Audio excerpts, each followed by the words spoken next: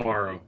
All right, what's going on, good people? Took forever to go live, but nonetheless, we are now live to talk about the Royal Rumble 2021. Interesting, pretty interesting show. Pre-show was the pre-show. It was there. It was. Peter Rosenberg probably regrets some things he did during the night. I don't think he does. I don't think he does. But at least he got the title, you know. But anyway, nonetheless, interesting show though. I mean, it had some points of interest, and I think like it had everybody on the edge of their seats watching Goldberg potentially beat Drew. That was one I was like, are they gonna do it? Are they gonna do it? That match was perfect for what it needed to be. It was perfect. Yeah. It was perfect, but also I don't know. I mean, I don't want to get too much into it before we give our overall thoughts, so I'll wait on it. But I mean, overall, I thought it was a pretty good show. I enjoyed it. There were some surprises, but then again, it's funny for a Rumble that didn't have like really really huge surprises in it. I didn't feel like there was a couple here and there, but like there was nothing that would like blow you away. I don't think. It still felt like it was a good Rumble. It wasn't like you remember that we were talking about it in the preview where we were like, there was that Rumble where they didn't surprise us at all and we were disappointed. Was that the Roman Rumble? If I'm not mistaken, I can't remember. But I believe 2013 was a bad one when they didn't have any surprises. I think, that was 13. Yeah, so that's the one that Cena won. Oh, okay, yeah, His second one. I mean, I thought overall it was a pretty good show. I enjoyed it. That was a surprise because nobody won. There was nobody in the ring at the end. You couldn't see him. It was weird. I was like, why did the bell ring? But the surprises last night though, it will make it. You'll walk away saying that was cool. Yeah, that is true. That is true. We'll talk about how jacked Carlito is here in a second. But anyway, well, there goes the spoiler. Good job. I mean, I'm pretty sure everybody's watched the show. I'm pretty sure if you're watching a review, you'd be like, no. I think you watched the review before the show. If you're watching the review, go watch the show first and then come back to the review. No, watch the review first and then spoil yourself first and then go watch it. They'll look at something and go. Listen, Justin, we're the professionals. We've been doing this for like 8 years. We know how to do this. They watch the first and then the show. But anyway, overall, I mean, I thought it was good in terms of a show. I thought it was pretty good. I enjoyed it. I'll get into Goldberg and McIntyre in a second, but let's go overall thoughts first. Justin, I think this was one of the best Rumbles that I've seen like in the past decade. Like, it's not really there wasn't like a whole lot of surprises, but overall, like every match delivered, in my opinion. Like, especially both women's matches. I mean, both women's. Yeah, there were two women's Rumbles on here. Both Rumble matches, exceeded my expectations. Like I said, even though there wasn't like a whole bunch of surprises in the men's Rumble, both championship matches were good. I mean, it delivered. I mean, it was just a fun night of wrestling. And the Royal Rumble is one of those pay-per-views where it's like you can have like one of your friends over and they cannot be much of a wrestling fan and they can even get excited for this show because that's what Royal Rumble does. It's just an exciting time of year. And WrestleMania is on the horizon. So, I mean, it's fun. Great time to be a wrestling fan right now. I get it. Buccaneers, Horizon. I see what you didn't. That wasn't what you. Okay. No, that's not what I was going for. Close, very close. I thought I had it. My bad. Casey, thoughts on the Royal Rumble? I thought it was a show. I did. I thought it was. Usually how that goes. I thought it was a show. There were things I didn't agree with and things that made me scratch my head. What was the Bad Bunny concert part of that, or? Why did Booker just stand there? Why? Why? The entire why? Why? Because he don't know how to dance. I don't know. Yeah, I have more questions about that than I do about whose food was on the table in the back. This man messages me and says, I have to know whose food is that on that table in Roman versus KO. I must know. I cannot go on with my life. I need to know who left their food there. You do not just food. It's Otis. I don't. COVID season. Oh yeah, there's my lunch. I don't understand why you'd leave your food at the head of the table. But anyway, Casey. Also, I saw this anybody briefcase back there also just laying down. I hate you so much. By the way, though, pay me fucking 5 figures to stand there and just do this while a rapper I have never heard of before sings a song I've never heard of before. What was the point of did he want to be part of the Shield with the tactical vest? And what was 2032? What got? My thing was like, okay, first of all, why did you write a song about Booker T that isn't even about Booker T? And also, why'd you sing it in Spanish? I mean, he's Latino. Is he Latino? I don't know what part he is. Yes. No, but yeah, he's Latino. I've heard the song in English, and it has literally nothing to do with Booker T at all, except he says Booker T. It's the weirdest thing in the world. But why would you? Why? At least do part of it in Spanish and then part of it in like. I was like, no. Hear me out. Don't do it. Well, they have to have a guest. They have to have a celebrity guest that no one's heard of, who can take a dive off the top rope. Damn I mean, at least it was a flow rider. This is true. But at least he was that close of falling on his face.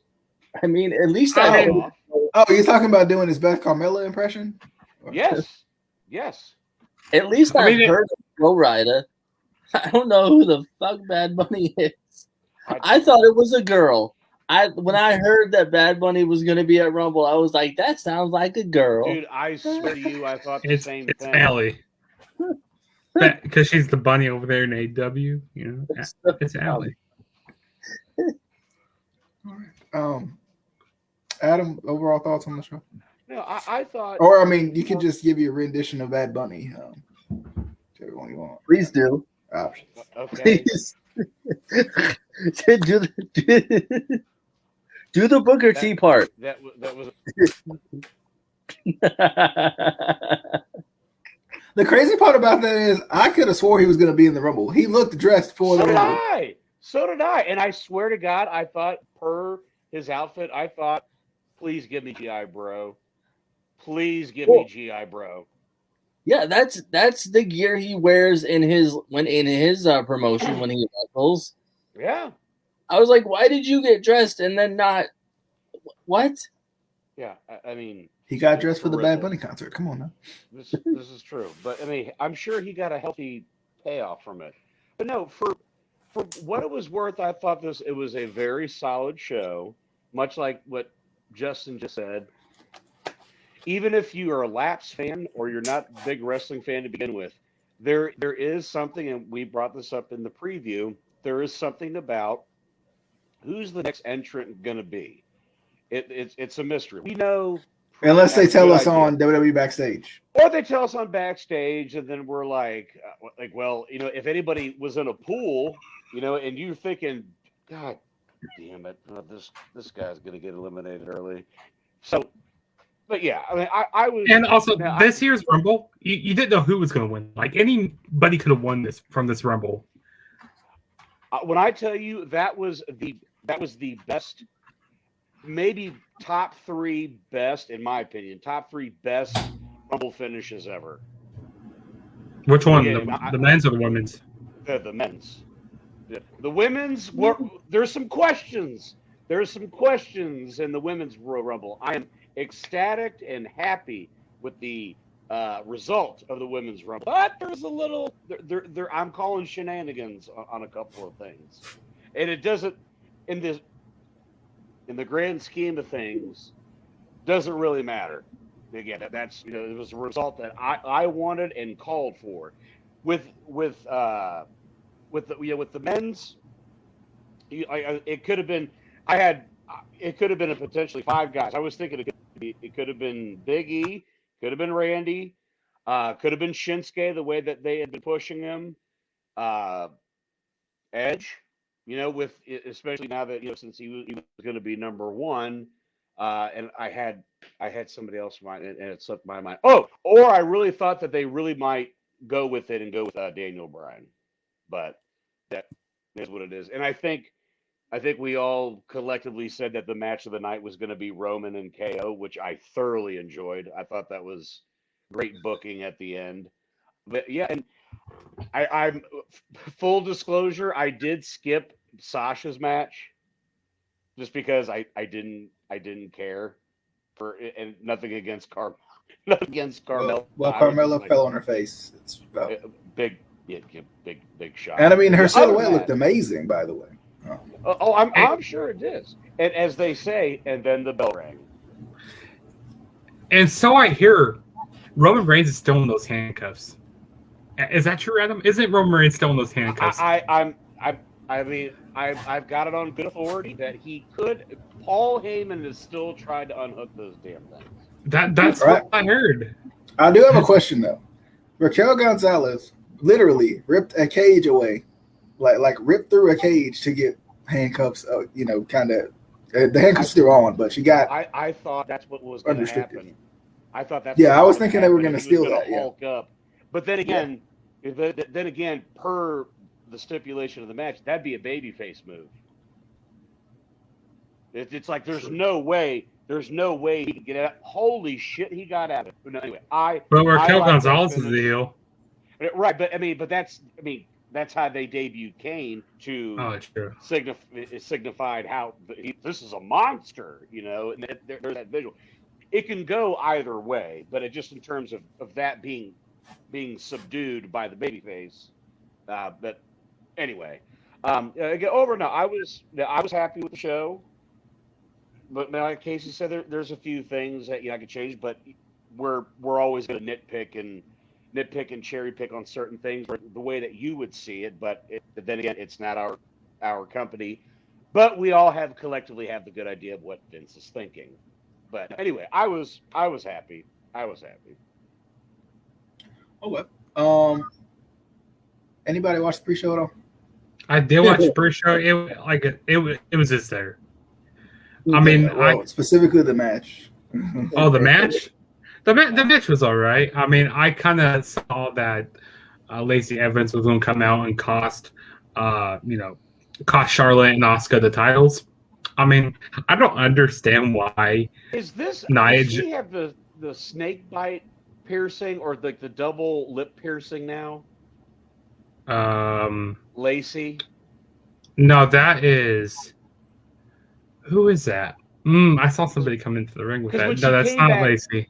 When she came back out, it looked like she had two studs in her lip. But anyway, irrelevant. I was just like, wait a minute. I think that was Victoria. Maybe no, not Victoria. Who was that? I saw somebody. No. Anyway. Oh man. I don't know. It's irrelevant. That is. It's irrelevant. But just to satisfy my curiosity, I'm gonna do little Googleable stuff. Yeah, go look on that because that is Googleable. But no, I don't understand why they put it back on Nia Jax and Shayna Baszler. I mean, this because Asuka and Charlotte are the stupidest team, most random BS that they ever put together, and you can't. And the issue with that is like you handcuff yourself when you put, and not to bring up Roman and Kevin again, but you handcuff yourself. You handcuff yourself, like you book yourself into a corner having your women's champion also be your tag team champion. Especially if you do it the WWE way, which is like not having her do double duty at any point. Well, I tell you, this tag team's women's division is so terrible. I mean, aren't they supposed to defend it from like Raw to NXT to SmackDown? Like, why don't they bring up some like NXT tag teams, and And I don't understand why they break up so many tag teams. Like they broke up the Riot Squad. They could bring back the icon. Yeah, bring back the Iconics. We saw them kind of working together last night. Just real quick. Casey, I am watching. I don't know what I'm supposed to look at. I know, me too. I'm not really sure. I haven't figured it out yet. Hang on, let me zoom in. I'll get back to you guys if I figure it out. She is one cheeky bitch.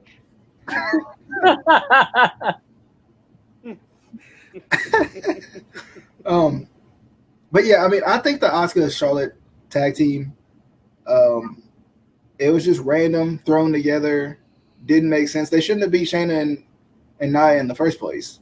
Because not that Shayna and Nia are the best team ever, but at least they're enjoyable. Please get rid of Nia Jax. That's half of the women's tag team division is just random and thrown together.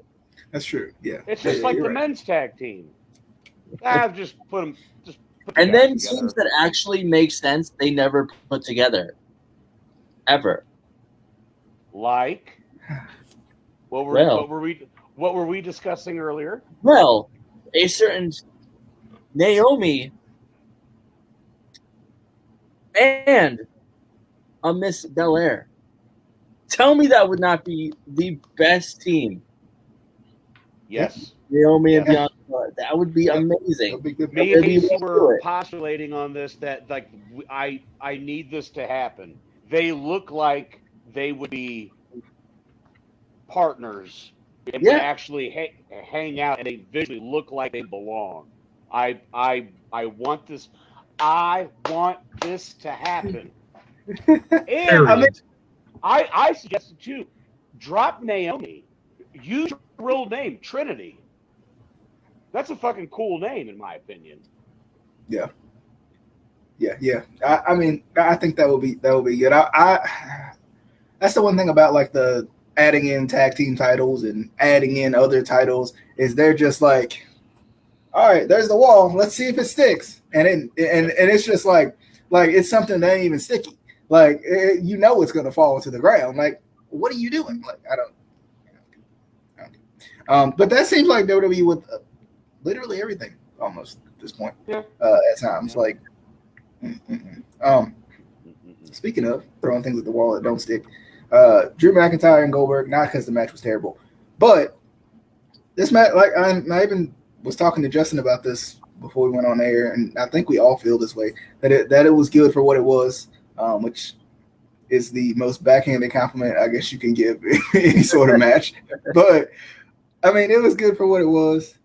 They did their little spots. I mean, I think they did a good job of kind of pulling on your heartstrings, not knowing which way it was going to go. That was nice. Kind of left you some room to be surprised or feel like, oh no, is this really going to happen? But at the end of the day, for this match, it just felt like a waste of time. In terms of like in the long run, in terms of like where it's going, in terms of like what's the point. Drew's already done everything he can do. But there's and we talk about this all the time, and I think we talked about it in the preview. There's plenty of young guys you could have put in that spot. There's plenty of guys that you're trying to build up that you could have put in that spot to have a really good match with Drew and potentially lose. There's plenty of, he was just in the thing with Keith Lee. He was just in the thing with Keith Lee. But Keith Lee, he was out with COVID. Yeah. But that was before then. That was before then. They had already done this before that. They had already canceled that before that. So it's like, it just doesn't make sense. I'd almost like them to every once in a while bring somebody up from NXT and showcase your talent on NXT, in some way. I just didn't agree with it. Don't get me wrong. I enjoyed saying Goldberg. I enjoyed it, and it wasn't as good without a crowd. But at the same time, it's like there's so many other guys that you put in that spot. I like Goldberg. Actually, I love Goldberg. Every time he comes back, I think it's fun. But then it's like it's so short-lived that what's the point? Like, what is it going to do for WWE in the long run? It's still not building another star. It's still relying on your past. It's not doing anything for you. it's not, I don't even think it's bringing up the ratings. You can think it is.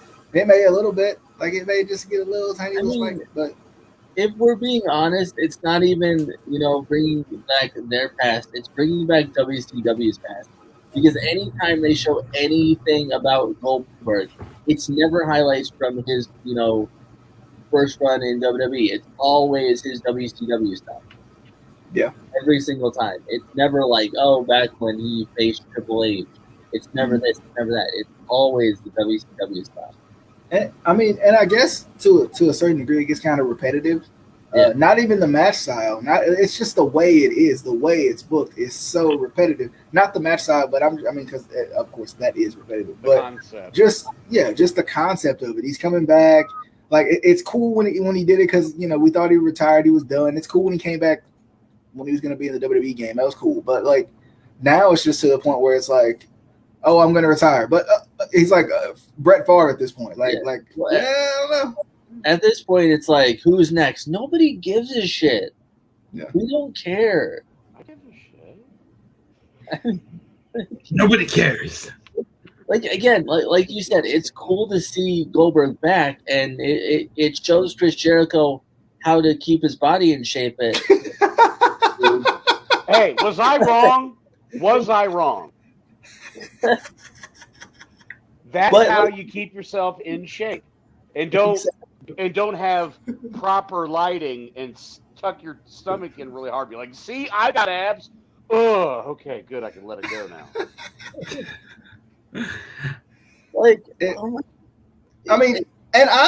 I wouldn't even have a problem with it. I think it's just that he's around the title all the time.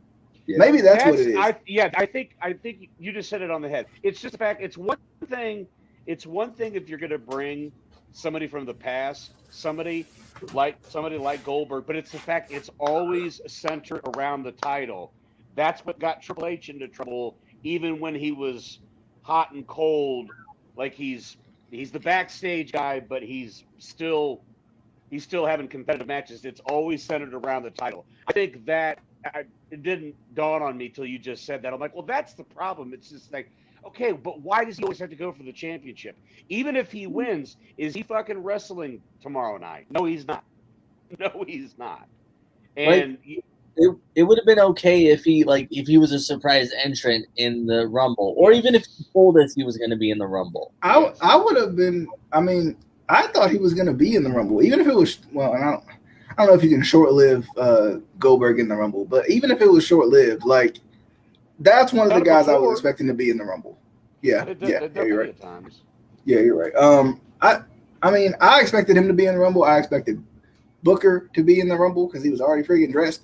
There was just some things that didn't, like we talked about before. The Rumble was good, but there was no like huge returns. I don't want to get too far ahead of us, of course, but it's just like there were some things I think they whiffed on. Even though it was a good show, there were some things that could have been improved and been a little bit better. But anyway, back to Goldberg and McIntyre.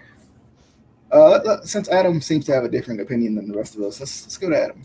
Yeah. Well, again, it was exactly what it needed to be, what it should have been. And again, it was 6-7 minutes, if that, and it was all hard hitting.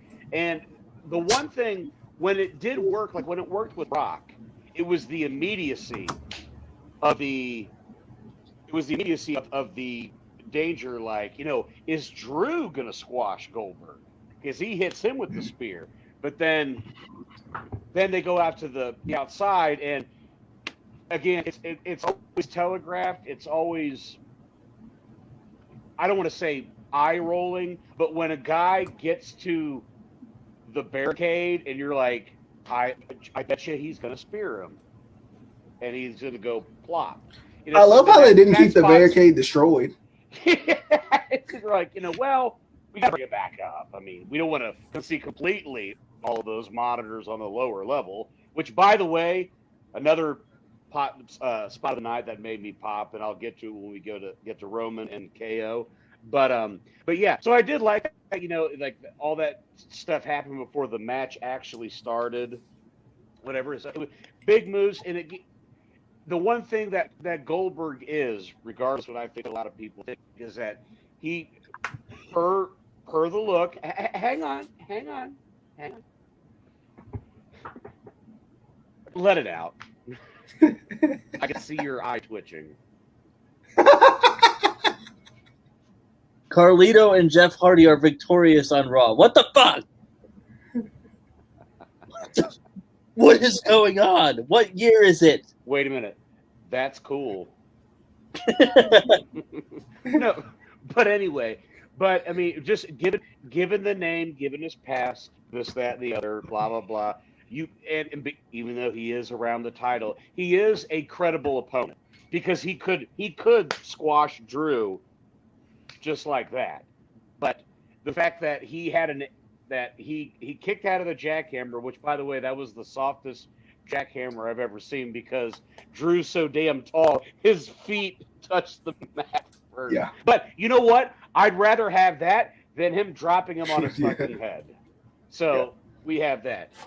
So I enjoyed it, for what it was. One match of the night, it was the right outcome, and God bless Drew. Drew was selling the ribs a lot because, say what you will, Goldberg, his two moves, they're effective.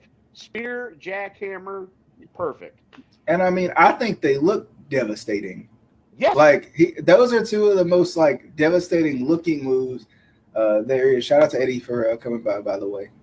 No, and hey, I am not a Goldberg hater, none whatsoever. In fact, it fills me with such joy when everyone's like, Goldberg again.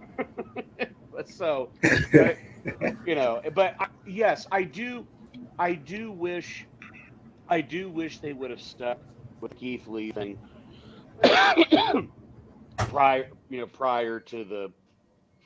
Is that why he was out? Because of COVID? Yeah, because of COVID. Because Mia Yim, she got tested positive.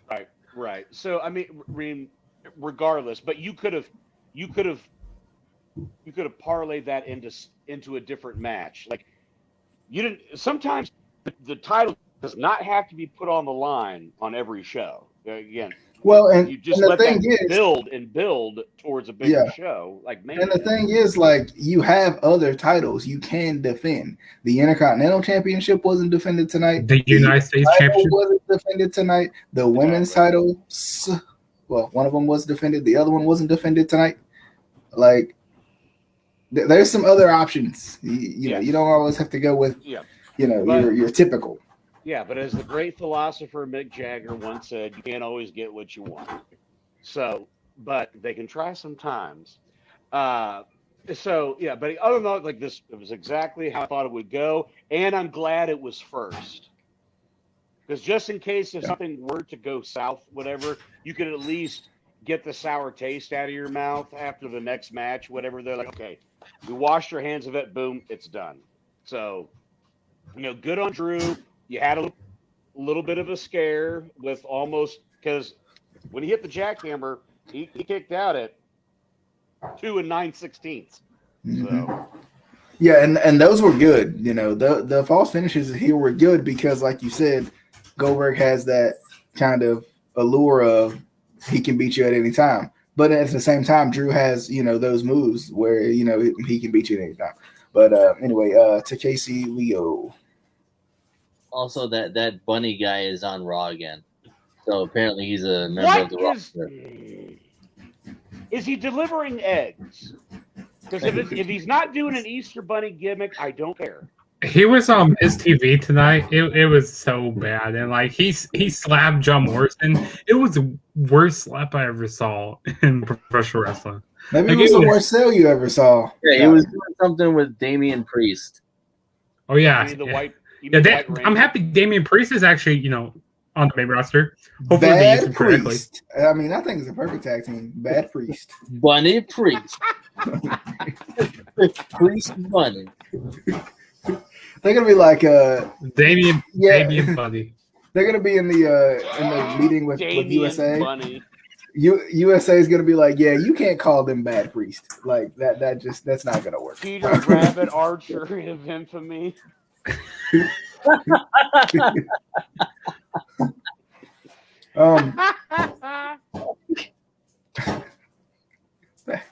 We're back to Casey. Did you get to give your thoughts? You guys basically got through everything, so Okay. it was there. It was what it was when it needed to be. All right, Justin. The match was fine. It's what it needed to do. And back to the point you said about Goldberg. Him trying to bring like the reason why they brought him back was because of ratings. Like I don't really feel like that they're really getting the ratings up because like nobody. It's really hard to watch Raw. I mean, tonight was actually the first Raw I watched in so long. Like actually, I sat through and watched it, which I wasn't really paying attention to every single thing, but I wanted to see what was going to happen the night after the Rumble. What's Edge going to do? So I want to see that. But I don't feel like the ratings are really going up and stuff. That got him like a half a point. Maybe if that. Like I said, Raw needs to go back. I mean, we all said this before. Raw needs to go back to 2 hours. They need to cut down the production here. The production team. Yeah, they need to cut down the writing team here. Like do what they have in NXT, where they have a couple writers, where you don't have like so many writers. You're going like, oh yeah, we want you to do this, we want you to do that. No, cut it down. Also, yeah, cut down the writing team, and the show would be so much better. I mean, look at NXT. Go ahead. But if you cut down, I was going to say, have them do more promos. You're still performing in front of nobody. Get me to care about these fuckers. But see, the problem is if you cut down the writers, then all the Trumpies are going to come out and say Biden is making people lose their jobs. But no, back to the match. I mean, the match, it felt like I was playing. It felt like I was watching WWE, like a WWE video game. Like where you can store your finishers like right off the gate. This was just a finisher fest right here, and you had the typical OMG moment where the barricade gets broken. I mean, the match wouldn't need to be. I'm happy the right guy went over here. They kept. Drew with the title, and who knows what Goldberg's going to do with this? He's going to go like, I want one more match. I'm going to have one more match at Mania. I mean, he probably will have a match at Mania. I mean, I've been hearing rumors about that. He wants to have a match with Cena. I mean, Goldberg's done a pretty good job of not winning every match he's in. It would be nice if you could do the whole he's a legend thing, blah blah blah, and have something at Chamber. Why can't I ever remember the Elimination Chamber? Pay-per-view?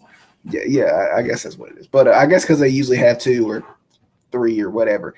But they could pull the whole legend card and let him, I want to have one more Mania moment, blah blah blah, and then have somebody go over him and go for the title at Mania. That would be cool.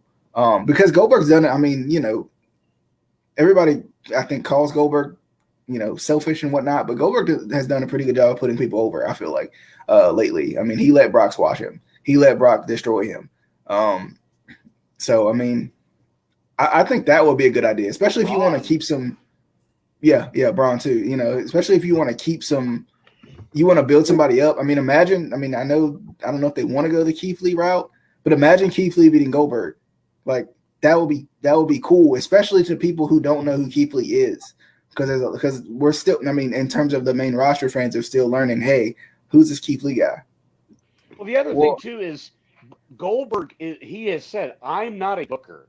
Like I'll do whatever you guys tell me." Now, obviously, he does have a self-realization on what his image is to be. All he wants to do is to be looked at as credible. That's all. He doesn't have to win every match, and that's why, I mean, my God, he made Brock look like $1 million. He did the JOB for Braun after Roman got sick, and put him over at Mania. So it's like, to me, I just think overall spectrum, and I'll get off my high horse on that. Sometimes I think Goldberg gets a bad rap in terms of viewpoints on him when it comes to him coming back, leaving, this, that, and the other. But it is frustrating that, like you said, when he's always around the title. It's like, well, what is the title going to do, not just for him, but for the show? It's not boosting any ratings. It's not necessarily. He's already over. Good, bad, or indifferent. He's already over. He doesn't need a plot. It's like there's certain wrestlers that don't need the titles, and Goldberg is one of them. He's one of the names that does not need the title. Correct. And Brock Lesnar also, he doesn't need a title. Well, and to his credit, to Goldberg's credit, over the years he's gotten all of the negative, even back when he first came into WWE, back when he was in WCW, that he was pushed too hard, he was pushed too fast. He's just I believe he came from the power plant. He's just one of the power plant guys who never got credit for anything. But he's one of those guys who he just wants to do what's best for the business, which a lot of people, there are a lot of people that just want to do what's good for the business, but there are a lot of legends also who want to come in and they want it to be all about them and they want to win the title. And I feel like Goldberg's one of those guys where if it doesn't make sense, he's not gonna, force the title on himself. He's not gonna come in and just be like, "Oh, Vince, I want this, this, and this," or "I'm not gonna come in." He's gonna come in and say, "Okay, who do you need me to put over? How can I help the show? How can I help the business?" So to his credit, with all the negativity he's gotten over the years, he's one of those guys that wants to do what's right for the business. Right. Justin, you gave it. Okay, I think everybody's giving their thoughts on this one. Sasha Banks and Carmelo. Pretty good match. You say boring match? I said it was a match. Oh, it was a match. Yeah. I mean, there's a lot of that. It was a match. It was pretty good. Card usually. I enjoy Reginald. I like him a lot. He's fun. Reginald. I forgot about old Reggie. But I mean, I don't know how long they're gonna go with this feud because it just doesn't seem like they're gonna do anything with Carmella. Like it just seems like they brought her back and was like, "Hey, be hot," and then they pushed her a little bit, and it's exactly what they said. They pushed her a little bit, and then I just want you to get hot out there. That's about it. But Sasha retained. Just be hot, pal. I'm a woman. All right, pal.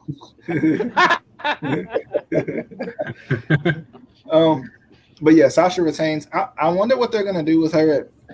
Well, I guess it may be. They may go. It's probably. Bianca. I think it's gonna be Bianca. Yeah, that's what it's looking like. And I saw JTG. He tweeted. He goes there's a poster. It was of Bianca Belair and Sasha Banks, and he goes take my money right now. So.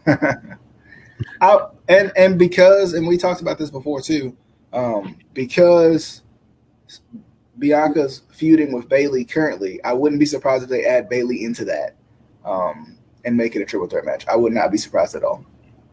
Yes, Keith. Now wait, she has the title shot. Can she form a team with Naomi? And go for the women's tag. I'm just throwing it out there. We really want this to happen. You don't understand how bad I want this. Who are you going to face at Mania? I'm tagging with Naomi. But who are you going to face for the title? I'm tagging with Naomi. I said what I said.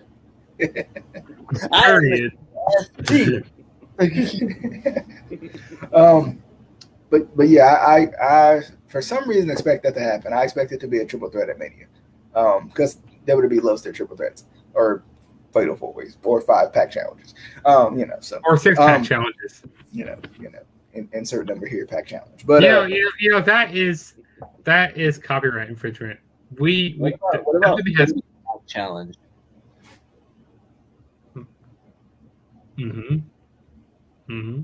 All 30 in the ring at the same time. I think. Mm-hmm. Actually, I think that needs to be the Royal Rumble needs to be rebranded to a 30-pack challenge instead. The Royal Rumble just needs to be a reverse Royal Rumble or Battle Royal. That's what it needs to be. I can see it.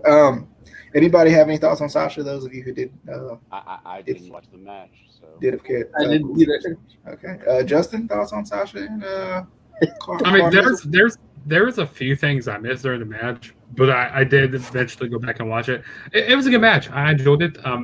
Both women worked very good together. I'm happy Sasha Banks retained here, and I did see that suicide dive that Carmella did. Oh man, her poor face. Yeah. But no, I mean, both women did what they needed to do. I mean, it was all right match. Wasn't bad. Wasn't great. It was all right. And Sasha actually retained again. Can't believe it. Right, But crazy. Right, Cray. What is going on? But moving into the 30-woman Royal Rumble match. We're gonna have multiple rings. The 30 women's Royal Rumble match. It's WCW's World War III women's division. 6 of them. I'm gonna give this one to Justin first to kind of give his thoughts on the women's Royal Rumble. Yeah, I thought this was a really good match. There were actually quite a bit of surprises in this match. Like for seeing Shotzi Blackheart, I didn't expect to see her in the match because she's still doing stuff down in NXT. I was surprised to see Toni Storm, which I was in a pool in a Royal Rumble pool, and number 7 was Toni Storm, and that was my person. I go, come on, Toni Storm. I said, win this for me, but I knew she wasn't going to win. Did you put the little black thing under your eye? I should have. Hold on. You're talking about this, and Jillian Hall isn't the first person you talk about. What the fuck? I mean, I'm about to talk about Jillian Hall here. I'm about to talk her. And then Jillian Hall, she was in the Rumble, which was, I go, oh my God, my ears started bleeding when I saw her. Beautiful. I want her new album. Wait, I loved Lawler's line, like, yeah, I talked to her earlier today, and she says, don't I sing like a bird? And I said, yeah, you sing like a bunch of vultures. And she goes, well, that is a bird. King was killing me during that whole broadcast. I thought that was funny. How it was like the stake of all these women fighting over you, Byron Saxton. I go, what?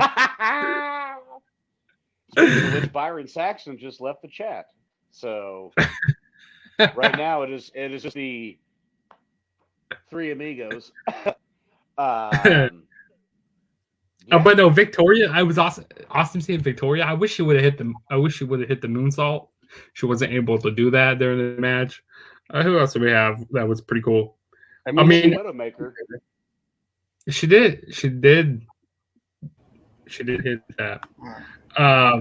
Who else was interesting? Tori Wilson, one of my favorite female wrestlers of all times. And when me and DJ were doing the live reactions to that, I missed that. I'm like, oh, how did I miss Tori Wilson coming out?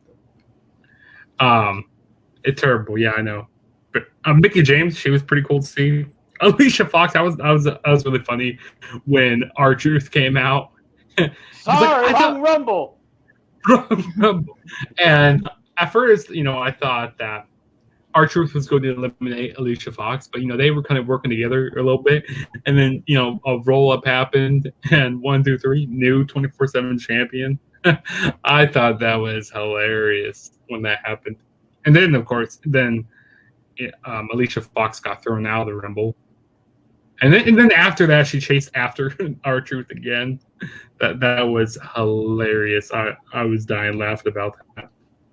It was cool seeing Dakota Kai. There were so many NXT women in this match. But she jogged out really quick. True. She was like, what, a minute and a half, if that? And they... Mm-hmm. I thought it was weird, though, that... Why do Dakota Kai and instead of Raquel Gonzalez? I don't know. I would dub Raquel Gonzalez, in my opinion, because she's a monster. I mean, I love Dakota Kai, but I mean, in terms of like that would have been a cool face-off for the Rumble, especially for like the NXT fans. Even though, of course, that's kind of over, but But I mean, at the same time, only if Nia was in the ring early. So where you can have that stare down. Other than that, right. I'm like, don't ruin the image. Mm-hmm. Right. And also the thing with Alexa Bliss when she came out, when she tried to do her whole transformation, like, why did they let her do it? Like, Rhea Ripley goes like, "Oh nope, throwing you out right away." Come on. Why did they let her bring in her flamethrower? She could have burned all of them. Now that's heat. That's getting some heat right there. Oh, Literally, that's getting some heat. And of course, we already knew number 30 was going to be Natalia, which I'm happy that they didn't tell number 30 in the men's rumble. I'm just so happy about that. But not that it mattered, but I mean, not that mattered, but like I'm happy that they didn't tell number 30 in the men's rumble. But I love when it came down to the final three, when it came down to Charlotte. Bianca Belair, and Rhea Ripley, and like there was people I saw that put this on Twitter, of them having that face off in NXT. I like this came full circle here. This came full circle, and also there's some controversial stuff with Bianca Belair and Rhea Ripley, when they were kind of, swinging on the outside, and it looks like that Bianca Belair's feet touched the ground. But I mean, they already went with decision. I mean, they already booked what they, even if her feet did touch the ground, I mean, she already won the match. I mean, she was going to go over anyway. Even though I think, not if she was eliminated. I mean, if she was eliminated, then Rhea Ripley is the winner here. She's a cheater. She's a cheater. But I didn't really see her feet touch, right initially, and I, was going to see what people super say. Close. It is super close. I'm surprised that Rhea Ripley kept her feet up. Like, I am really surprised about that. Yeah, I was like, how in the world? And that was my thing. She is tall as fuck and did amazing. And I did like the, all right, no funny business. Let's get back in the ring. And I'm like, no, just punch her. Just punch her. And I love when it came down to Rhea Ripley and Bianca Belair. Like, that lasted for a long time. I was like, oh, who's going to win this here? Like, who's going to throw who out here? Like, it was good. I enjoyed that. Like, I'll tell you, this was probably my favorite Rumble match of the night. And there were, like I said, there were quite a bit of surprises. More surprises in this match. I mean, nothing like wow, like crazy surprises, but like there were quite a bit here though. They were satisfying. They were satisfying enough. Yeah, there you go. That's better. They were satisfying, and like, well, I'd go like, oh yeah, I was expecting that person, but like the women's roster right now, like the main roster, they don't have much women on the main roster right now, so they had to go down to NXT. Go like, hey, you want to be in the Rumble? There you go. You get your chance here. But no, it makes you wonder though, like, are these and it doesn't just because you're in the Rumble doesn't mean you're going to be called up tomorrow or even next. But I wonder, like, does that show an indication of how they feel about someone like Dakota Kai? Shotzi Blackheart's another one where I felt like, of course, it doesn't seem like they're done in NXT. So like, does that mean that they will be the next ones? Like after, of course, like probably months and months down, maybe in a year down the road. But would they be the next ones called up? Who knows? And also, one more thing I want to add about the match. It was funny what Billie Kay was doing. How she came with her little 8x10 got on commentary. Like, is she going to pull an Elias here? Like, was she just going to get beat up on, from every entrant who comes out? I wish I would have done that with her. Or she was just trying to, she'd go like, hey, you want to work together? I thought that was funny. And then she eventually, started teaming up with Jillian, which was hilarious. And we saw the Iconics get back together a little bit in the match, but no, it was a good match. I enjoyed it. I really enjoyed it. I guess I'll give my thoughts on this whole ordeal. I thought it was enjoyable, like we talked about before. It had some of the entrants, and I guess that's kind of the good part about having a women's roster is not a huge women's roster where you can kind of, everybody that's going to come in. At least leaves a little bit, a room for legends. Tori Wilson, Victoria was a cool one. I thought was I think I expected Tori Wilson over Victoria. Victoria was completely unexpected. Some of the NXT, people that were in here like Shotzi was pretty surprising. Toni Storm was pretty surprising. Dakota Kai, I think, was the most surprising. NXT. No. Santana Garrett was the most surprising because she ain't done nothing. Santana Garrett, at all. Yeah. she ain't done nothing in NXT so far yet. So she was kind of one of those where you were like, well, okay, it was surprising. I was glad for her because of course I love Santana Garrett, but at the same time, she ain't gonna win. But she did give the impression never do the splits on the apron. Ember Moon was a good one. Was a very good one. I was excited about her. I wonder, and she's one of those that's could probably go either way.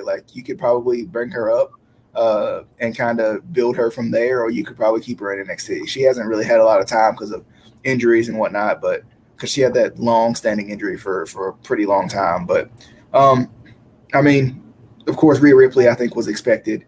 And she did some good stuff. Of course, she was in the Rumble last year, right? Yeah, and so was Shotzi Blackheart. Yeah. Okay. Yeah. So that's cool. Real quick about Ruby Riott, I think she gains a tattoo every time I see her. So next time I see her, she's gonna have another one definitely. But Julian Hall was funny. I thought that was hilarious. It kind of surprised me a little bit because it was completely unexpected. But I thought that was cool. It would have been cool if JBL's music hit or something, and then they brought her out. I thought that would have been kind of cool to just throw a couple extra surprises in there. Even though of course JBL's not going to be in the Rumble, but it would that would have been cool. Especially because JBL's been in the men's Rumble in the past as far as a special appearance. So I thought that would have been cool. But in terms of spots from the Rumble, I thought the Naomi Bianca spot was fun. Rhea and who was the other one? Yeah, they're setting up that the tag team, of course. Rhea, and that's what they were talking out. They didn't let us hear all the deeds, but they was talking it out. Rhea and I can't remember who she was on the apron with. I can't think off the top of my head right now, but anyway, that was cool. I like that. Like Adam had said, how they kind of talked it out. I thought that was cool.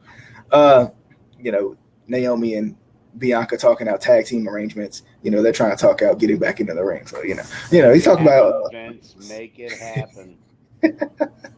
But I thought the winner was right, and even when you look through all these people, I don't think anybody else makes any sense but that. Other than Rhea Ripley, I think.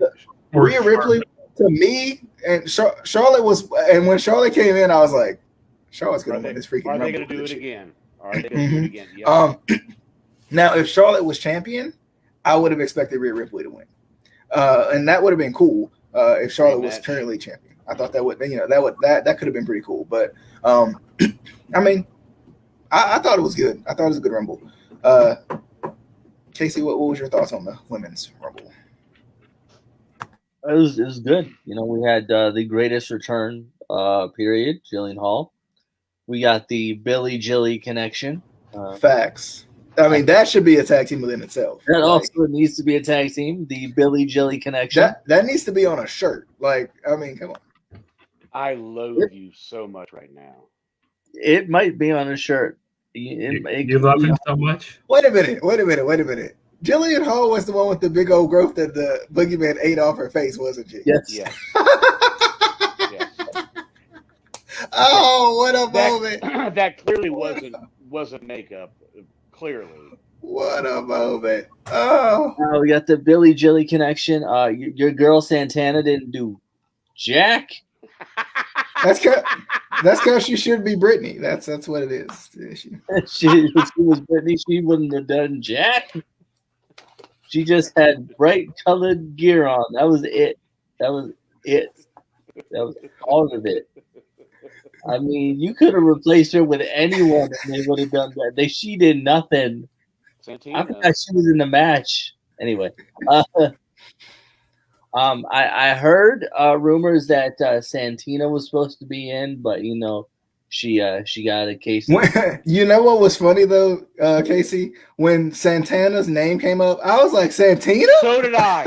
So did I. I popped. I'm like, who the hell is this jobber? But yeah, it was good. I wanted my girl Alexa to win, but whatever, that's fine, cool. Just throw her out like that. Just throw her out like trash. Just throw her out like it. But no, like I was talking to Adam last night about it, and I'm gonna get heat for this, and I don't care. I'm just not a huge fan of Bianca. Like I don't dislike her. Get out of here. Yeah, that's all, folks. I'm just not a huge fan. Again, they need to put her in a tag team. She's the shit. She's the shit, pal. She'd be great with Naomi. I'm just saying, in her relationship, she's the Marty Jannetty.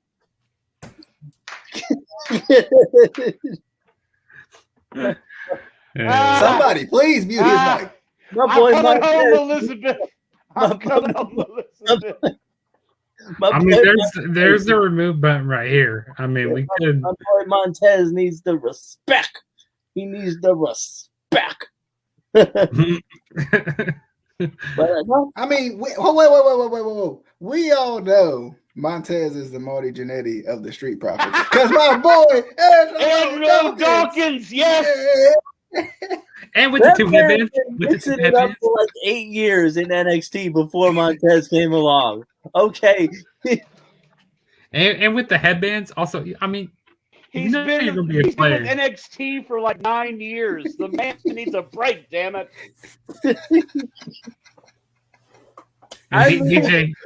DJ loves the two headbands on his head. I mean, Tyler Breeze got something before Montez Ford did, and they got there at the same time. This is true. Come on now. He was the Marty Jannetty. I'm sorry, DJ, but it's true. Well, who's the Marty Jannetty of Fandango? Fandango. Tyler Breeze? Fandango.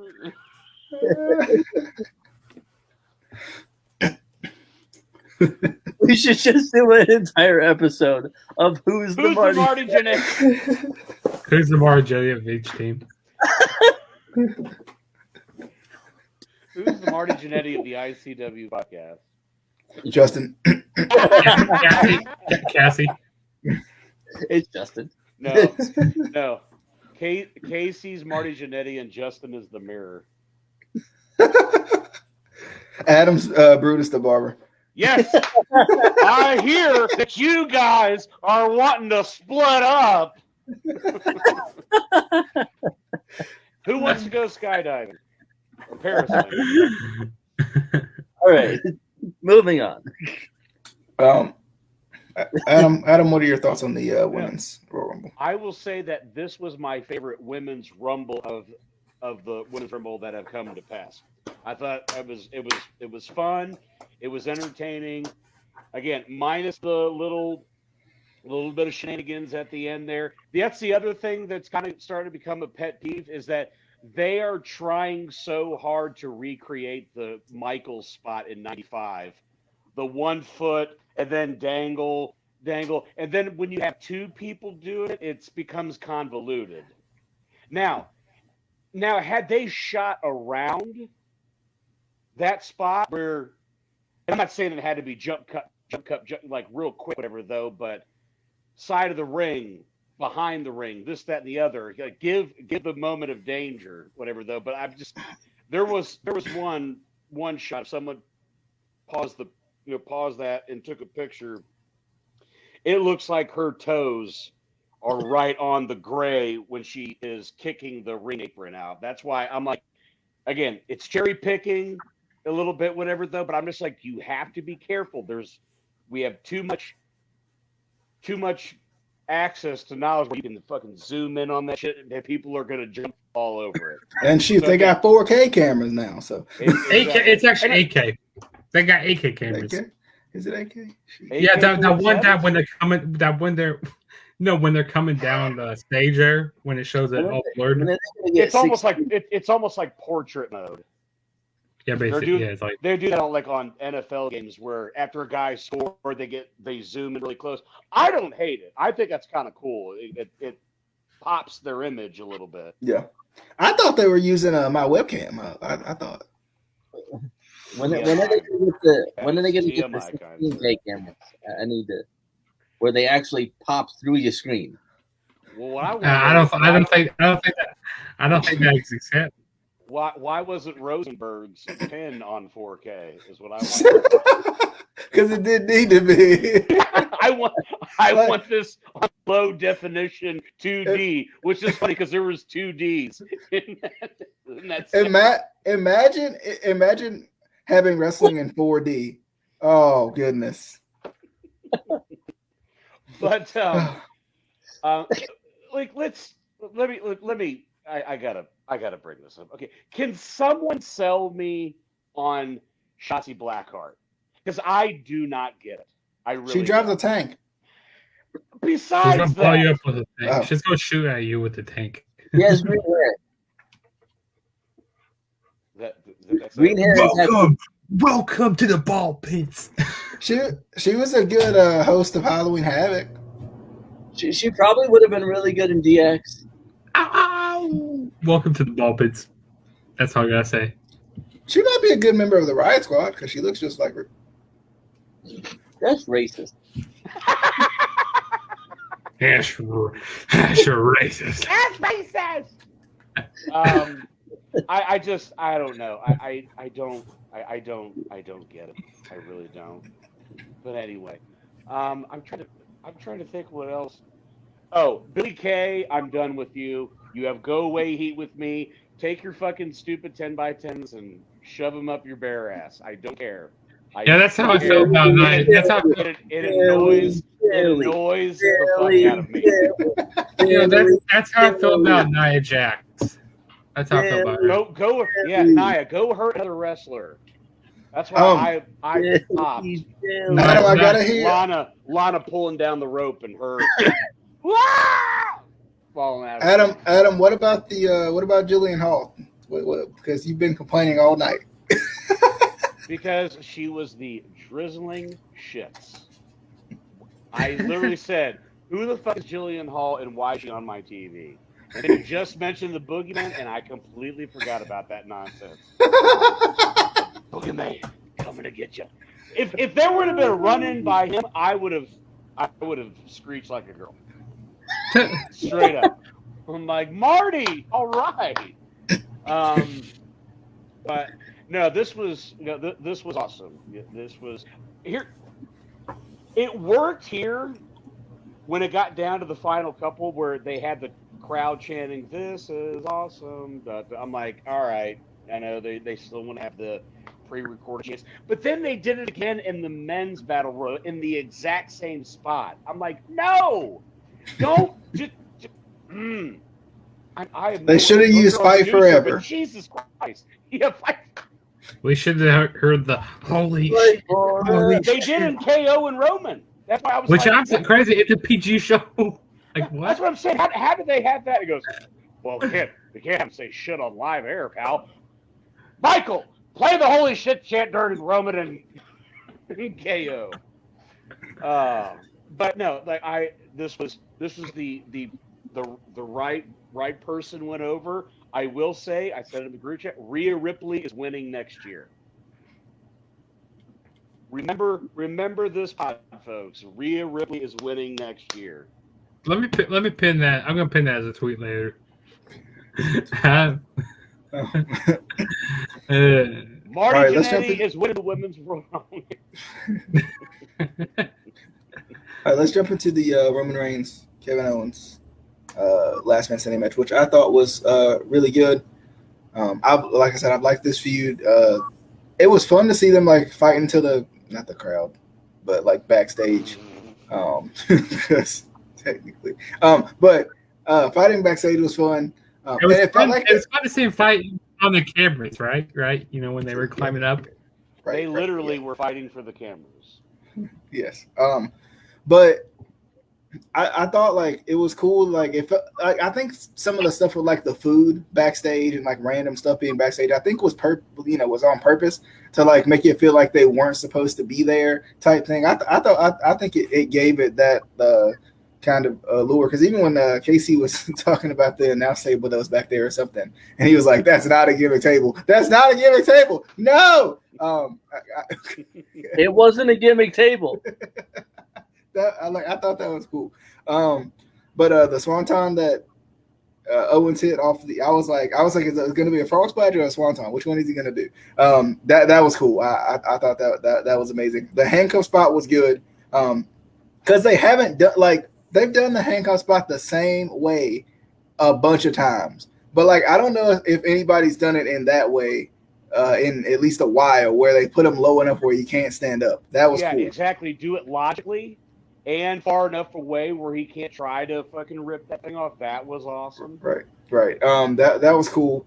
I don't know. Casey said this too. I don't know why the rest stopped counting randomly. He got to 5. He was like, nope, he's up.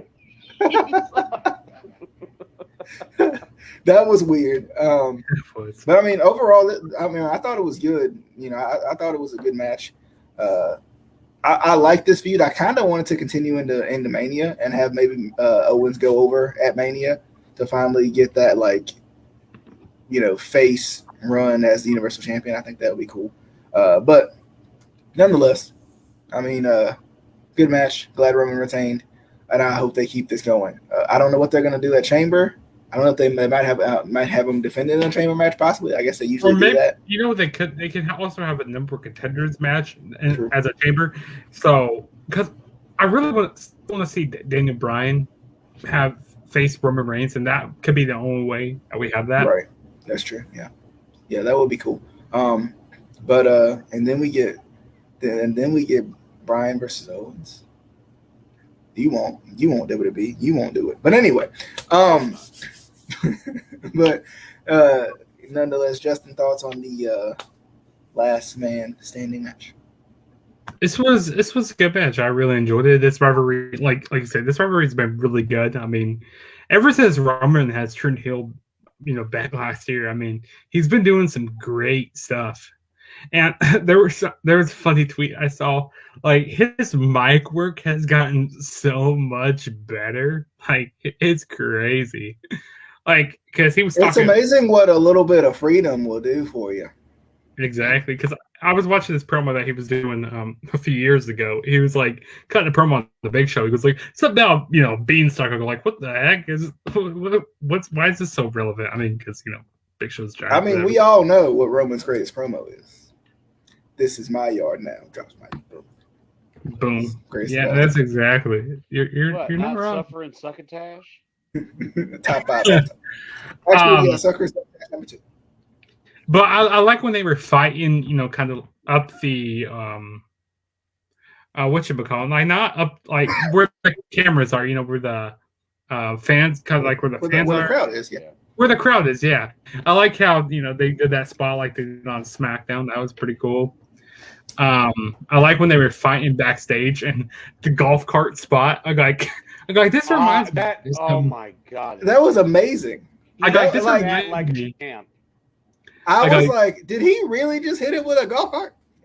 This reminded me of something, but I couldn't quite put my finger on it. It can't be Sam Guevara. No. And also Matt Hardy, he tweeted like a couple hours later. He tweeted doing the the golf cart spot chasing Sammy Guevara. So I thought that was funny here. Also the Swanton bomb, that was pretty cool off into the ladder. Onto that table. I'm sure Matt tweeted that he was a spot monkey after that. Probably. Also, I saw this. There was a ring backstage. I'm like, yep, that's the ring that you need to be wrestling in. They should have been wrestling in that ring. They should have got the ring. No, they should have broke it. They should have, did like a suplex and broke it back there. That would have been funny. That's their practice ring there. But no, it was fun. Practice ring. Yeah, no, but it was fun though. I enjoyed it. I like the handcuff spot. That was cool during the match. I'm pretty sure Roman could have stood up there instead of having doing the ref bump. But like I said, he could have got to his like feet and like kind of. He started crouching down a little bit. Well, it's not a ref bump. I said a ref bump.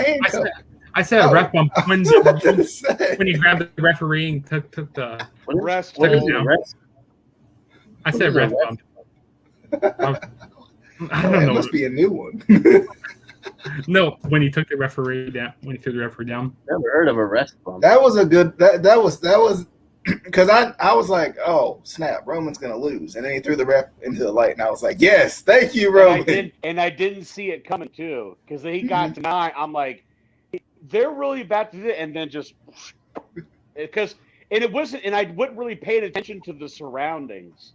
But once he pulled him and he went headfirst into that beam, I'm like, my God, it's genius. Like I said, I loved the finish to that match. I do. And also, he could have stood up there in that. Like, he could have crouched down a little bit. He started doing that a little bit when he was trying to get the handcuffs off. Like, okay, Paul, we're struggling here. We can't get the cuffs off. We're going to be here all night. And that was funny when the referee quit counting. Like, I bet Paul was like, hey, I can't get these off. Please quit counting. Paul did a great job of selling how he could not get those cuffs off, too. Yes. He's still trying to get them off. Like we said, he's still trying. Yeah, he's still trying to get him off there. It turns out he got the wrong key. He got the wrong key. And that was funny when the ref quit count. I'm like, what the heck? Like, is this random? Like, hey, no, he's not supposed to. Kevin Owens is not supposed to win here. No, he's not supposed to win. No, but you can't count out the head of the table. But no, it was a good match show. All right, Adam, thoughts? Speaking of King of the Table, did anybody watch the Yoko documentary? I still need to watch that. Not yet. It's amazing. And also that segment. I thought you were. They show that vignette. It is still going on. I shit you not. You said that. I thought you were talking about me at the dinner table. I think I got you beat. That's it. No. Again, this was the match of the night. It was everything I wanted it to be. But again, I howled of laughter where they did that faraway shot of them just beyond the monitors, and I'm seeing these animatronic heads with two guys right above them going whack, whack. It just looked like cartoons with no bodies flailing about amongst a bunch of LED monitors, and everyone's like, yeah, they're fighting on top of my head. And the golf cart spot,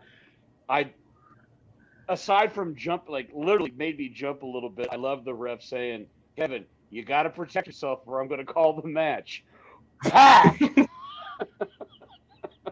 And I give KO credit. Like I said, he took that hit like a champ. And I love the plastic guard flopping all about that attitude. And to me, that was a little bit more logical than nothing against Sammy. But I like his there. I just like the Sammy spot reminded me of Austin Powers, where the guy is about to get ran over by the steamroller, but he's like 80 yards away, going no. And speaking of, again, the spots, the stuff backstage, the props look like the rare time that it actually looked natural, that they were there. It didn't look like it was placed per se. Like the table where he did the swanton, it was a white sheet and they had a bunch of spray cans. Looks like they were doing, just doing some touch-up work or whatever, though. But it obviously was covering the crash pad. But again, it looked natural. And the only thing I wish they would have done was the old school forklift spot where, boom, swanton, get back on the forklift and drop that thing on him, like they did The Rock with Mankind in the Super Bowl halftime thing. And then, maybe somebody comes in, smacks the ref, whatever, whether hell, give Austin Sika or Jey Uso. But at the same time, it was refreshing not to see Jay. Yeah, exactly. Yeah. Like literally did this on his own, and not to CJ like all night. Yeah, exactly. I will say I loved how Roman clinched in the guillotine from the facials, and you could hear Kevin going, like you could hear him going out. I'm like, thank you. That was perfect. Again, everything I wanted it to be. Great match, great finish. Right guy went over. I do hope they continue this though. I'm with you on that. I do hope they extend this, maybe even past Mania. Well, just depends on the next a couple of months go. Right. Moving into Casey. Thoughts on the Last Man Standing? Again, it was good. It was what it needed to be. There were those few little like head scratchers. Like I still don't understand why the ref stopped counting at 5. Because Owens got up, yeah, but Reigns was still down. He wasn't even like kind of on his feet. He was like on his ass. Like, why did you stop counting? And that just threw me off because you're still supposed to, no matter what you do, you're supposed to count. If they don't get up, it's on them. But again, WWE is a different breed of animal. So Vince probably got in his ear, stop the count. Why, Vince? Because. God damn it, that's not the finish, pal. Not the finish. Vince, I'm a female. I know, pal. That's why I said stop it, pal. Yeah, it was a great match. They used their environment really well. They did more than one thing in the back. Still not sure why there's another ring back there. Practice ring. But it's not the performance. We talk about practice. But they have the PC for that. Maybe they want to go to the PC. They have their own performance center. Good. Also, AJ, I love you so much right now. Also, whose food was that? I need to know. I don't care if anyone else wants to know. I need to know. True. It was Otis's. Because you want to know why? Do you want to know why it was Otis's? Because he's fat. Oh my god. Oh my god. Oh my god. Lord Jesus, it's a lie. I was trying to help Liv out a little bit. Show her how it's done. Moving into the men's Royal Rumble match. Adam, going to you first. What? I love the finish of the match.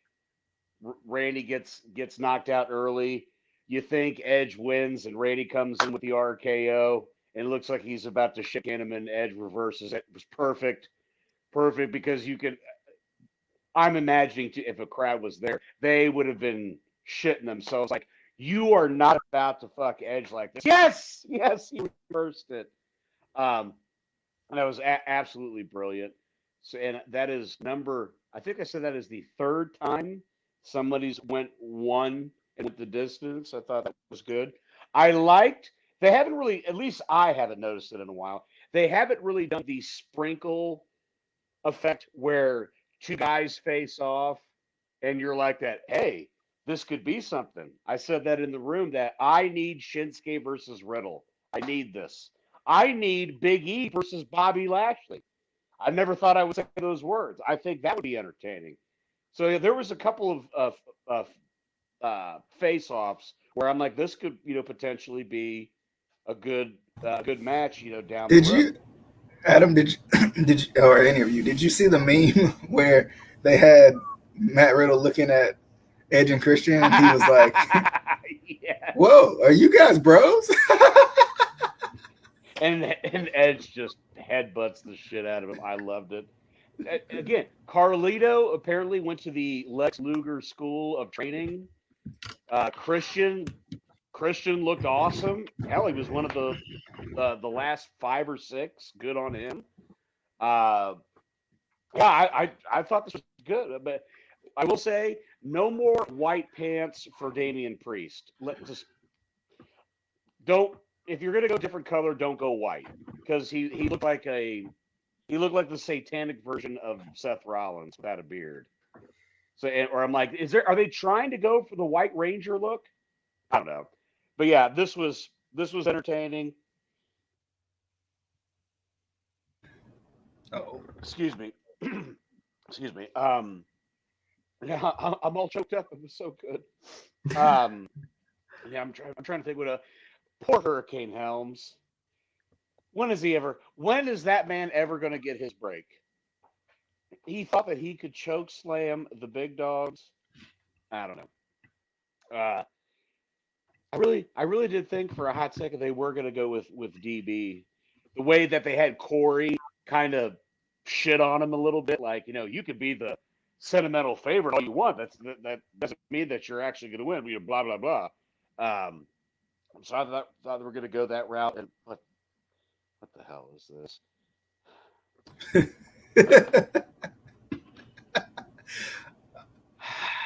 I feel like Adam, Casey, you are officially Marty Jannetty. I feel like one of the things that would, like, the reason why it felt like Brian could have won. Number one, I guess we felt like it could have happened from the beginning. But when they took Orton out, you knew the Orton thing was going to happen. So the Daniel Bryan situation became a little bit heightened, because it was like, maybe they'll go with Daniel Bryan and kind of swerve us all in a way. Because once Orton went out, we knew Orton was going to come back and, try to get the sneaky little win or whatever. But Adam, do you have anything else you wanted to say about the? I mean, I just watched this a little bit ago. I'm just trying to think of what else happened, but yeah, like overall, but it was perfect. I would say kind of a pleasant surprise that Edge won, but I'm certainly not going to shit on it, especially when you go number one and you go all the way. So yeah, that was good stuff. Yeah. For me, Edge and Randy Orton starting the match I thought was cool. Sami Zayn was hilarious. He was so hilarious. A little documentary crew. He was so funny. Mustafa Ali was, well, how do you have an entire group? You got an entire group. There. You got an entire group, and they don't even use them in the Rumble in any way. Also, the Retribution, they need to disband them. They need to get rid of this group right now. I tell you the best way to take them off TV. You just go like, yep, this is done. We're done, guys. Just quit. We're done with this. Retribution's over, guys. Just get on the mic and say that. Because it's not going so good. That's not how you write something off TV. Well, they should do that. Well, that's the way I'm putting them off TV, because it's bad. It's really bad. They're jokes. Carlito was awesome. That was cool. I was kind of upset he didn't get to the apple spot, but for obvious reasons. But had Shinsuke ever seen an apple in his life? I ask you. That was cool. Like you said, Adam, he looked freaking huge. Like, he looked like he hit the gym from the moment he left WWE till the time he came back. He looked freaking huge. You think he's gonna get popped for the wellness policy? You think he could get? I mean, he just looks like he's about the size of Big E. Like, I mean, it's natural. But right, Big C, very large E. The Daniel Bryan moments were cool. I was hoping he would win. I was kind of bummed that he didn't, but I mean, I can't be upset that the Edge won, because whatever. I was the only person that popped for King Corbin to come in the match. I was the only one, I promise. How? You were literally the only person in the world. Make it clear. How does Dominic Mysterio enter this Rumble and not meet his dad one He gets time? spine bustered. When I that him have to stare down with Corbin and he gets spine bustered as soon as he walked in the ring.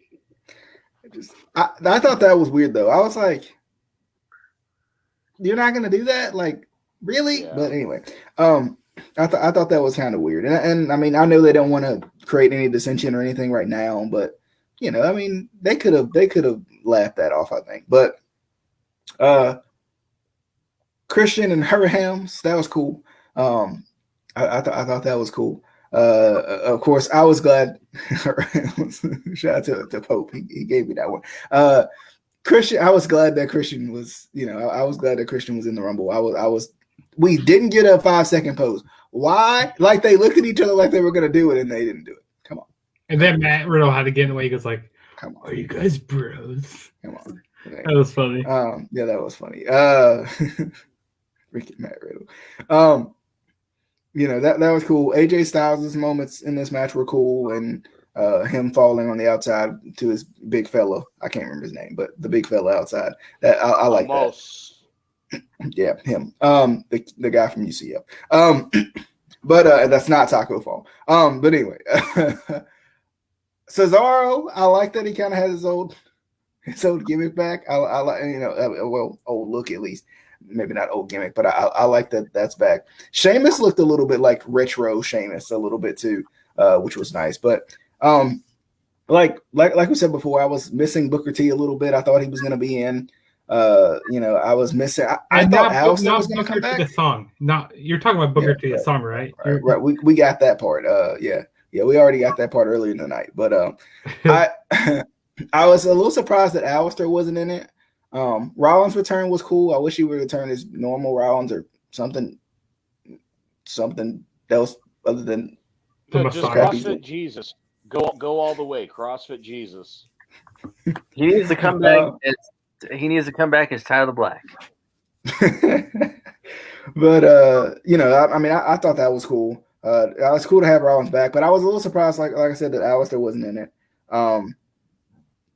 I didn't expect, like, even with the women's Rumble, I didn't expect a Rousey. I kind of thought Brock may do something to kind of like pull the wool over our eyes, but then they put Braun in that 30th spot, which I thought was weird. They didn't want to announce the 30th spot, so it was kind of like a surprise, but then it was Braun. So, but nonetheless, I thought it was still cool that Edge won. I'm excited to see Edge get kind of his final hurrah, hopefully.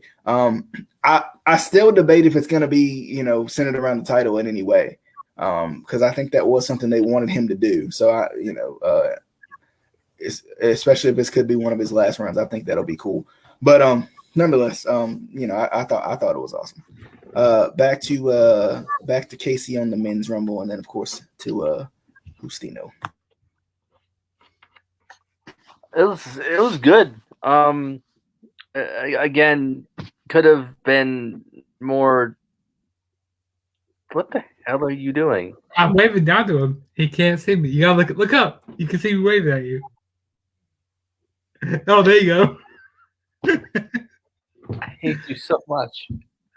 Anyway, before I was so rudely interrupted by whatever the hell they're doing, thought it was good. Could have been bigger surprises, I feel like. I mean, it's not like people are...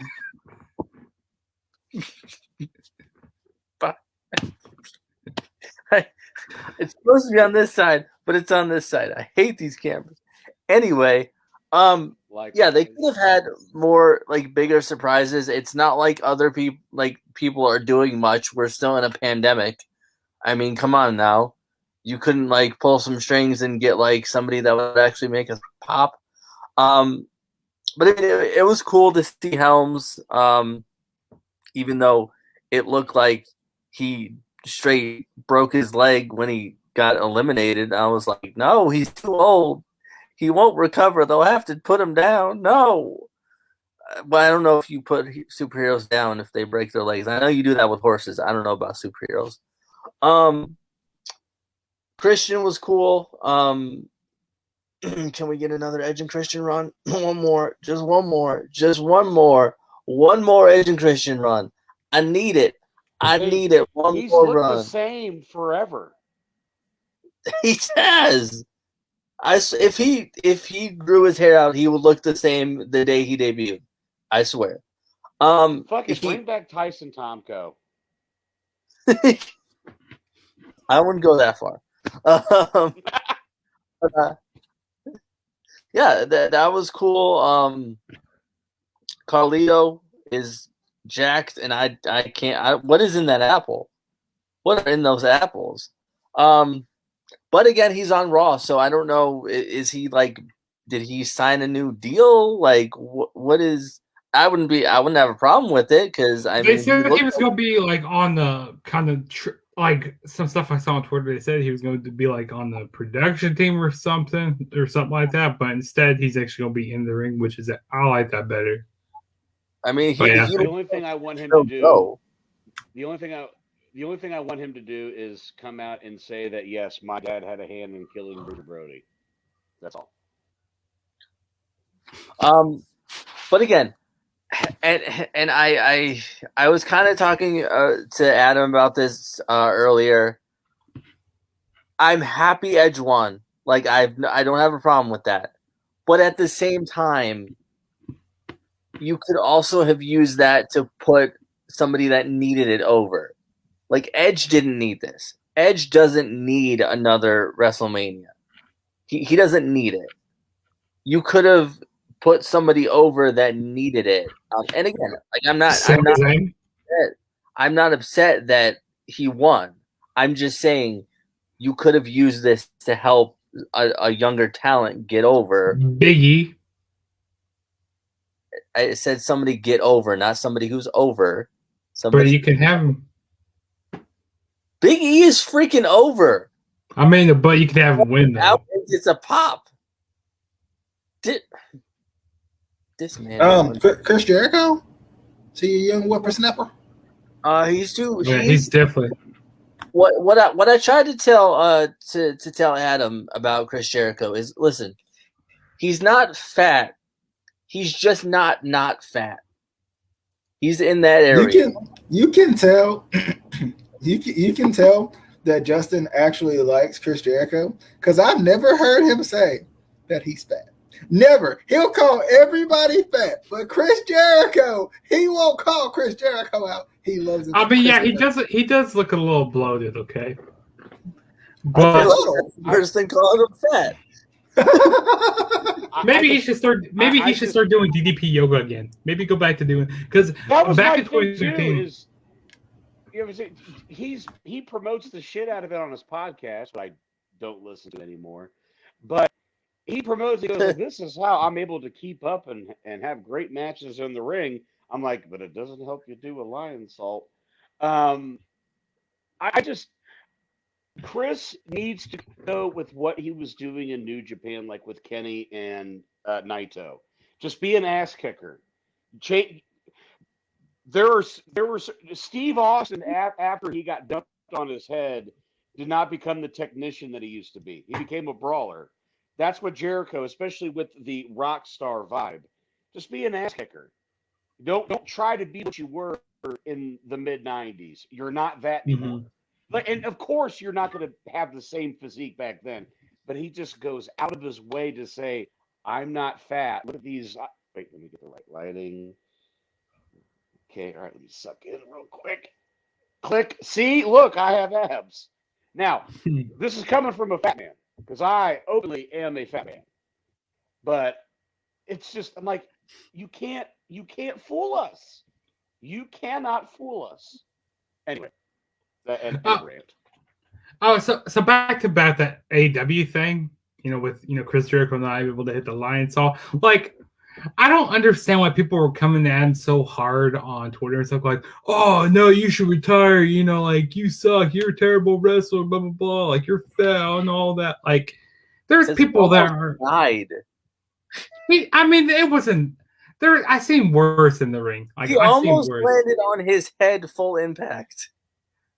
I mean, yeah, I knew when he was going off the ropes, like, oh, this ain't gonna be good. But the following week, when he did that lion salt, he looked Deliberately straight wanted to to make sure he got his shit in.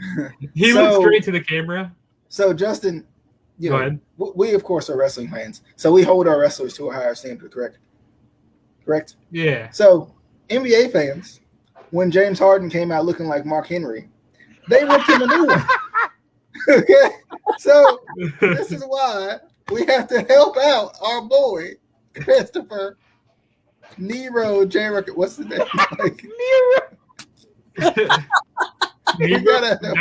That's Jeff Hardy. Oh. Christopher, insert middle name here. Booga. No, but I would understand. Like, okay, yeah. When you flick it,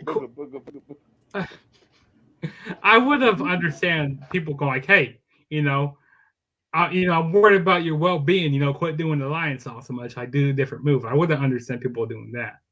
But like, there's people that. And that was more of my angle because that was that far from being really bad.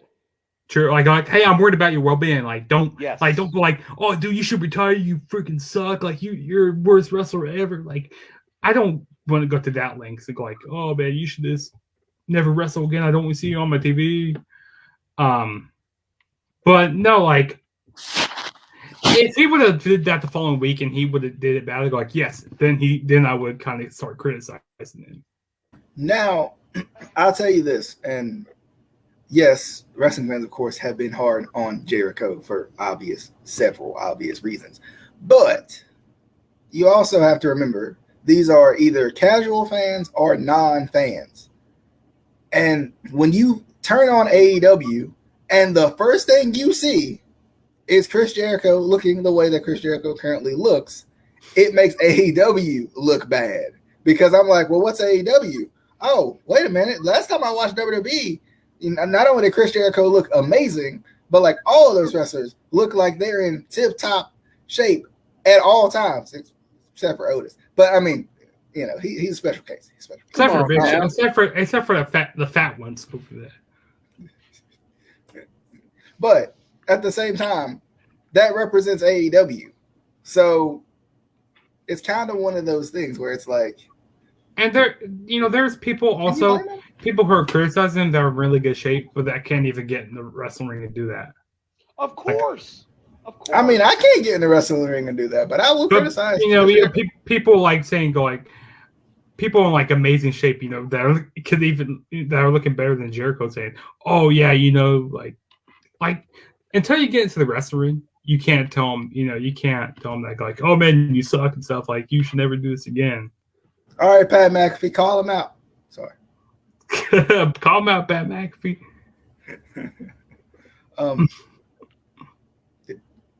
Is there anybody else that needs to review the Rumble? We got off on a tangent. Yeah, we did get on tangent. So I don't know where we are in the review. And that could be a discussion for a different day if we ever wanted to dive into that realm. It's just, Chris, I want you to be what you were when you first got into AEW.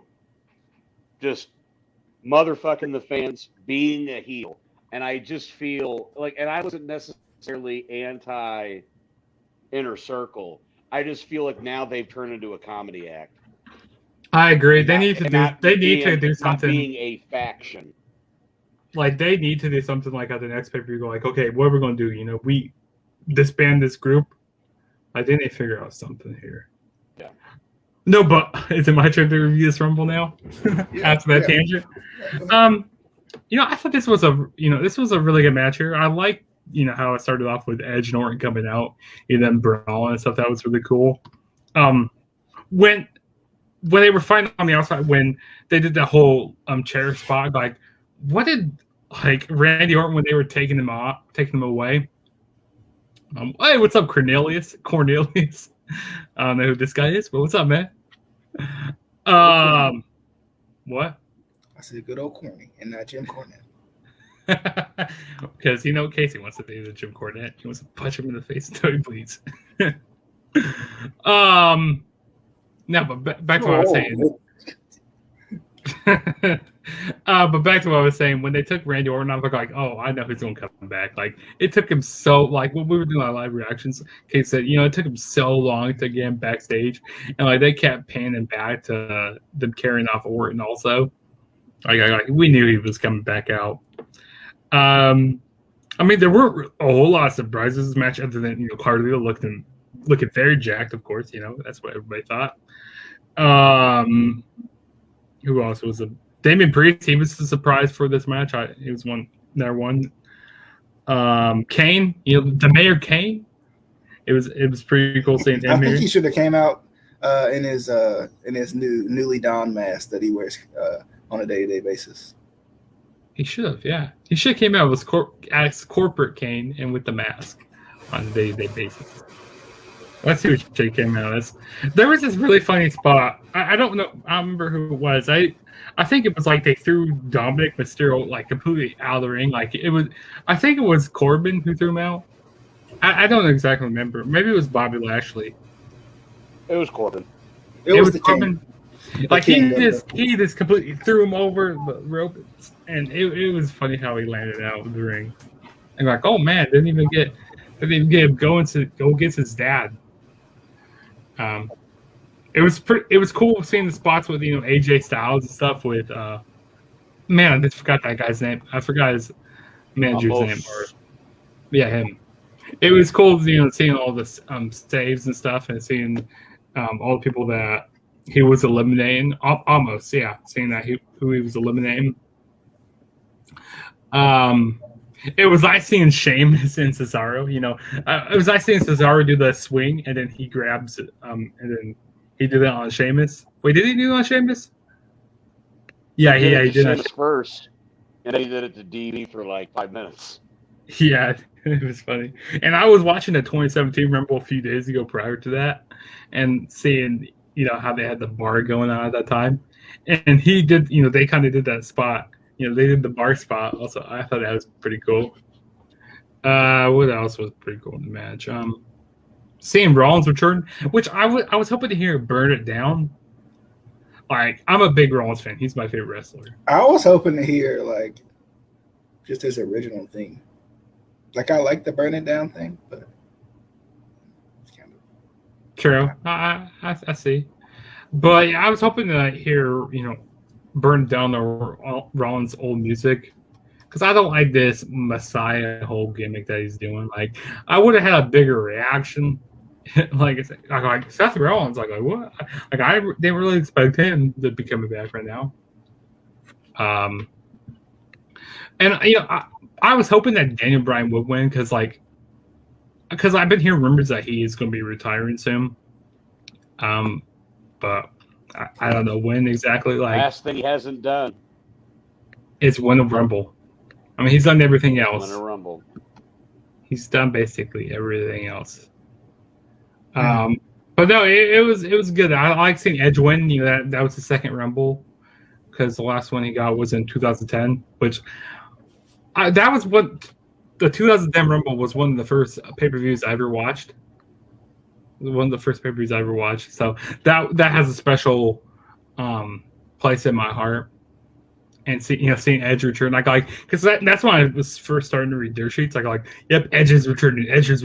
After his Achilles heel injury, and but no, I'm happy Edge won here, and now he's going to WrestleMania, and that'd be really dope if they have his band. It starts with an M. Fozzy. Oh, sorry. No, wrong wrestler. My bad. We said music. Something Magnus. I can never pronounce it correct. That band correctly. The band song. Yeah. The Alter Bridge. Yeah, for it's Alter Bridge. Yeah. The Alter Bridge is the band. The song's called like Metalingus. Oh yeah. The band is Alter Bridge. Yeah, Metalingus. Yeah. Good. Creed minus if they have Scott Stapp. Yeah, if they have Alter Bridge, at WrestleMania, performing his theme song, that'd be amazing.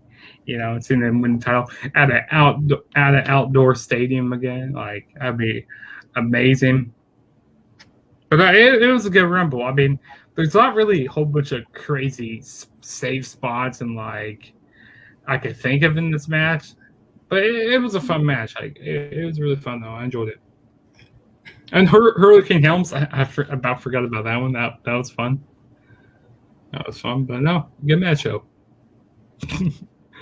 Goodness. The last thing that I want to kind of point out was a shout out to the New Day in their tights. The Brody Lee Brody Lee tights. That was cool.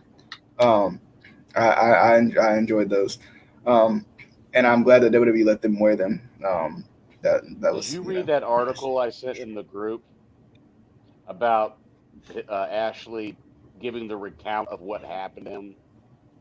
Yeah, I read that. Yeah, or at least most of it. Terrible. Yeah, I got her. Fucking yeah, terrible. Yeah. But anyway, if there are no final thoughts on the Rumble and its various things that happened in it, definitely hope you guys enjoyed. As usual, if you want to watch us on YouTube, we're over there as well. Instant Classic Wrestling Podcast, easy money, Anchor, Apple Podcasts, Spotify, etc., etc., etc. You can listen if you want to listen as well. This will be up shortly, but nonetheless, other than that, we will see y'all on the next PTO. The flippity dippity. No. Yeah. Boogla boogla. Man, see y'all.